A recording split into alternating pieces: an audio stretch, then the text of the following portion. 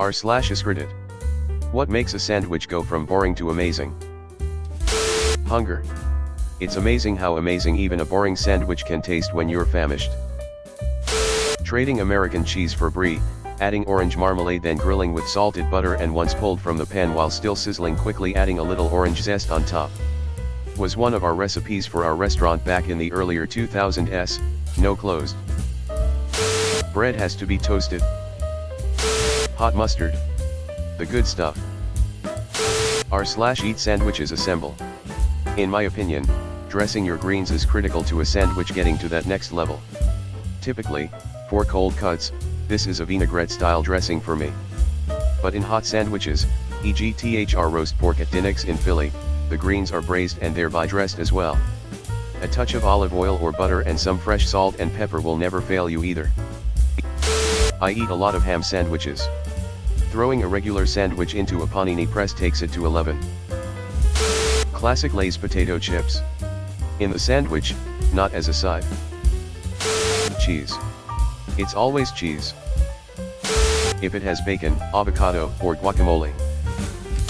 Caramelized onion jam. It's a fucking game changer. Sourdough with coned and bellavitano espresso rubbed cheese, as a grilled cheese. I'm a simple man. Cheese.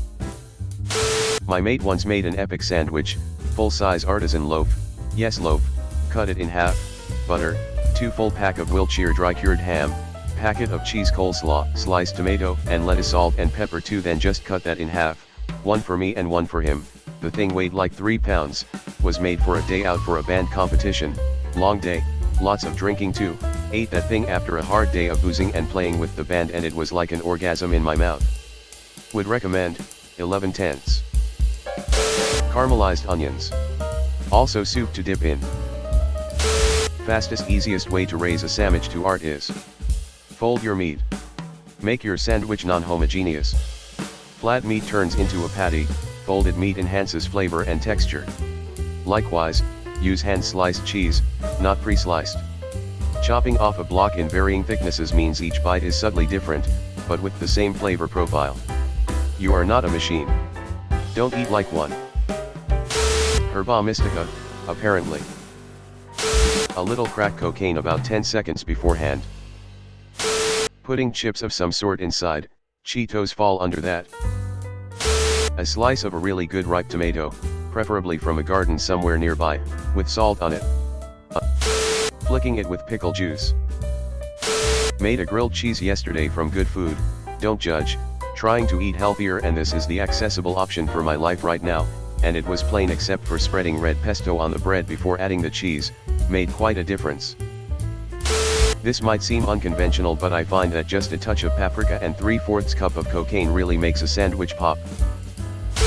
Pickled red onions. They make you salivate from the acidity which allows you to taste more flavor from the sandwich. An olive on a toothpick, like in old-timey cartoons. I'm a slut for any sort of chipotle mayo or spicy aioli. Cheese, pickles, lettuce, mayonnaise I think are pretty important if you're making a sandwich. Chutney. Not sure what it is called outside India. That green chutney can do wonders, if spread nicely. The best chair is the one I had to get rid of last year. It was an oversized, overstuffed armchair with a footstool. It was an ugly plaid thing, but it was the most comfortable chair I'd ever sat in. It was in our bedroom and I slept there more than once, just because I was too comfortable to move the 10 feet to my bed. Last year, I built my wife a desk and the only place to put the desk was in the chair spot. The chair had to go. I hope it's serving someone well right now. I miss it. Came here from the Sandwich Post. I had a buddy in high school that was pushing 4 bills. He was a big dude. He had this rocking chair, lazy boy type. He gifted it to me, and I don't know if it was his weight or what that mushed everything around, but it had been crushed into the most comfortable chair ever. First chair, first violin. Your title is officially concert master. Holy crap, the Madlad actually did it? I was the guy from the Sandwich Post. A nice recliner is always a nice chair. You can set it to however you want and they are usually pretty comfy. I just splurged on a dining chair from Stressless, after buying all my furniture from IKEA and Goodwill for 10 years, and I feel so good sitting in it. The Byzantine Emperor's Throne. Scripts say it had mechanisms to automatically adjust elevation, there were tons of mechanical parts below it, in the basement, and some people controlling them.